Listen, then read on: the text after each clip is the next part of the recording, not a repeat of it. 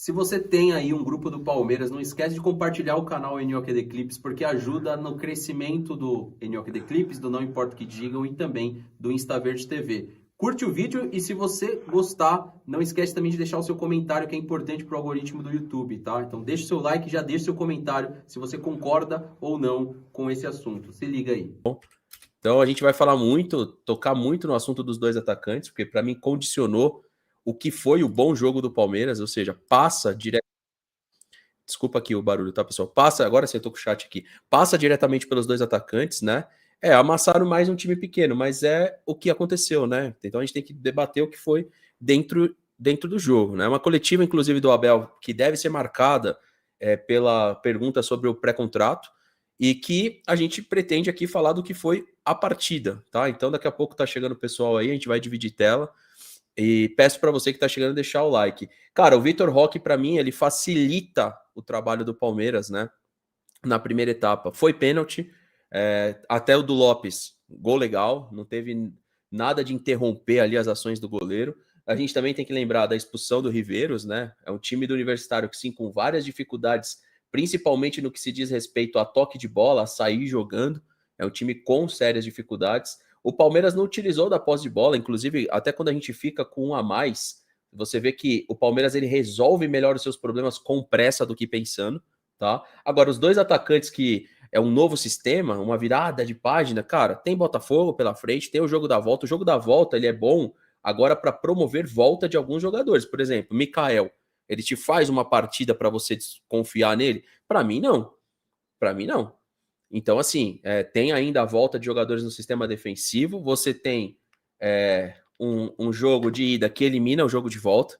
Né? O Palmeiras até aqui foi a única equipe que a gente pode falar que eliminou o jogo de volta. Bem difícil você pensar. E, inclusive, o Jorge Fossati, que é o técnico do Universitário, ele apostava as fichas dele no jogo da volta. Ele apostava as fichas no jogo da volta. Um abraço para o Jonas, para o Kaká, para o Alessandro, o Renan, a Donelson, o Robson, o William, para todo mundo que está chegando aí, só pedir o like de vocês. Então, cara, o Abel acertou em colocar dois atacantes, ainda desde a última partida, onde ele tira os jogadores ali. Eu poderia ter deixado um pouco mais, né? Os jogadores em campo, e acerta, e muita gente pedia isso, né? Particularmente falando aqui, o canal fala dos dois atacantes desde o comecinho da temporada, que o Palmeiras pudesse funcionar melhor. E aí eu tenho que repetir algumas coisas que eu já falei lá na roxinha, daqui a pouco o pessoal chega aí, fica melhor para a gente trocar uma ideia, que você tinha um Vitor Roque muito isolado. Ter os dois atacantes ajuda o trabalho de um e ajuda o trabalho do outro.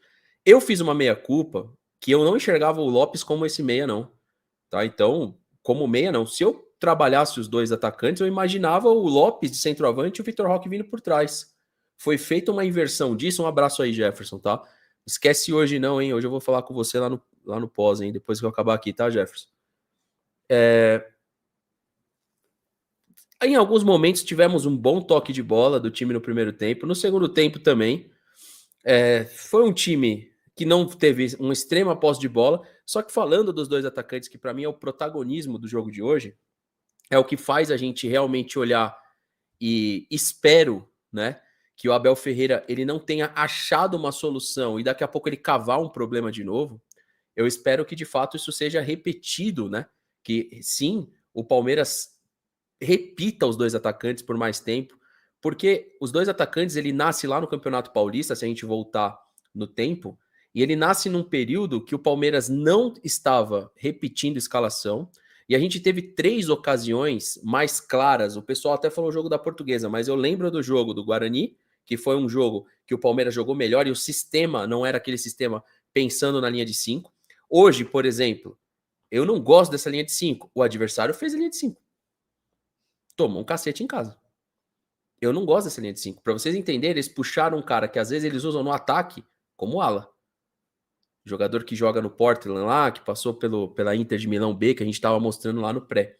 Então, assim, eu não curto essa linha de 5. O Mundial de Clubes, ele não obrigou o Abel a colocar o time na linha de 5. Mas o Abel pensou na linha de 5 pelo Mundial de Clubes. E isso não foi positivo pra gente. A gente perdeu pro Corinthians assim, não com a linha de 5, mas porque não repetia escalação, A gente perdeu na Copa do Brasil também. Ó, TH, comenta você primeiro. É isso, eu tava com um probleminha aqui também, manga. Então acho que é só a configuração aí para colocar normal aí. Bom, boa noite, Fernando. Boa noite para todo mundo. Uma vitória importante do Palmeiras. Assim, teve lá seus pontos positivos, mas para mim não passa da obrigação do Palmeiras ter vencido bem a equipe do Universitário. Tem um lado positivo que é a confiança que dá para os jogadores, né?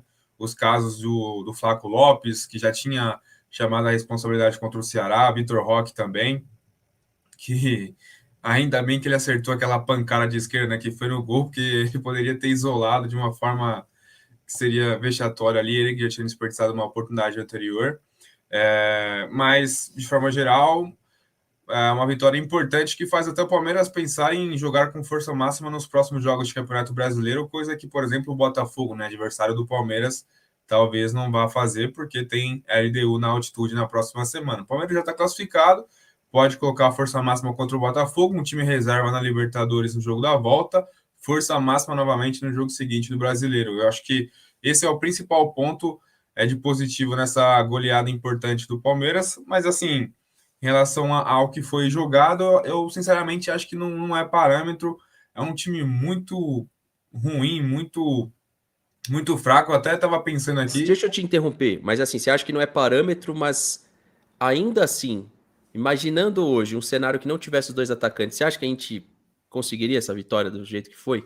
Pela construção dos gols. Até o terceiro gol ficou muito claro que a marcação de saída de jogo ela funciona, eles se desfazem da bola e a gente ataca o setor exatamente onde tinha os dois atacantes. O Vitor Roque recebe, foi um golaço do Vitor Roque, mas para mim ele nasce na marcação de saída de jogo. Porque você não acha que se a gente de repente levar para o lado aleatório, que é só universitário, não tem uma tendência muito forte dele de novo descaracterizar a formação? E aí a gente voltar a ter as mesmas dificuldades que a gente vinha tendo? Então, até entendo o ponto que você está trazendo sobre a dupla, né? Com o Flaco Lopes e Vitor Roque. Já não. Por exemplo, contra o Botafogo, eu já não sei se seria interessante ter esse mesmo comportamento tático com os dois ali e o Maurício fazendo a do Facundo. Eu acho que, apesar.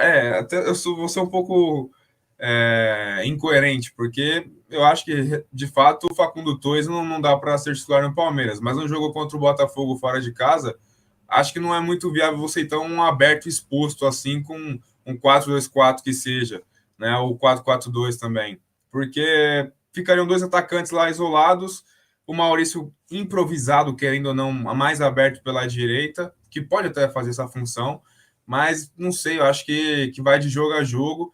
E aí, sobre universitário, na verdade, né?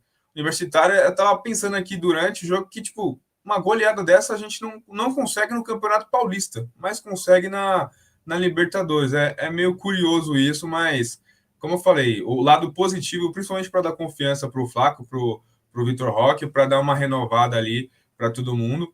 E até, quem sabe, para o Mikael, pelo amor de Deus, mas muito importante a goleada, que inclusive, né, nenhum jogo da Libertadores teve mais de um gol numa partida, o Palmeiras fez 4, já está classificado, é o primeiro classificado novamente. Porque o River sai, né? Você vê, o River sai, não tinha uma condição de também ir bem, não foi tanto. Que pode ser o nosso próximo adversário. Tomara que não seja, inclusive. Tomara que o River pare no mesmo caminho. Quem sabe? O Porco Caipira, eu vou rodar aqui, manga, 3 superchat, rapaziada, porque o chat aqui pra gente fica um pouquinho diferente nessa dinâmica e só pedir o like de vocês, tá? Porco Caipira fala, Fernando, sem ser pessimista, mas do jeito que as coisas estão sendo, é capaz do próximo jogo não ter dois atacantes só porque deu certo. Um abraço para a bancada, que é o que a gente vai debater aqui, né, Manga? O Reis falou aqui, Fernando, qual a porcentagem você coloca na conta da escalação e fragilidade do adversário? Não sei porcentagem, mano, mas o adversário é frágil, mas acertou na escalação. Então, assim, Mikael na zaga, assusta um pouco? Assusta, mas você sabe que é circunstância. Evangelista, qual que é o papel dele nesse time? Eu acredito que ainda dá para ser mais ofensivo. Eu vou sempre brigar por um time mais ofensivo. Então, se tiver em alguns momentos o Alan no Evangelista, dependendo do adversário, por exemplo, a volta contra o próprio Universitário, você pode ter o Aníbal e o Alan por dentro. Você pode ter um time mais ofensivo. Você tá com o adversário, está na lona já. Você entra mais ofensivo. Então, eu, sempre que puder defender um time mais ofensivo aqui, desde a criação do canal, eu sempre defendo um time mais ofensivo. Então, hoje, eu acho que a escalação ela tem um percentual grande, sim, mas não dá para descartar a fragilidade do adversário. Até porque a gente já tem o próximo jogo contra o Botafogo, mano. Então, assim, é legal falarmos de hoje e observarmos Botafogo.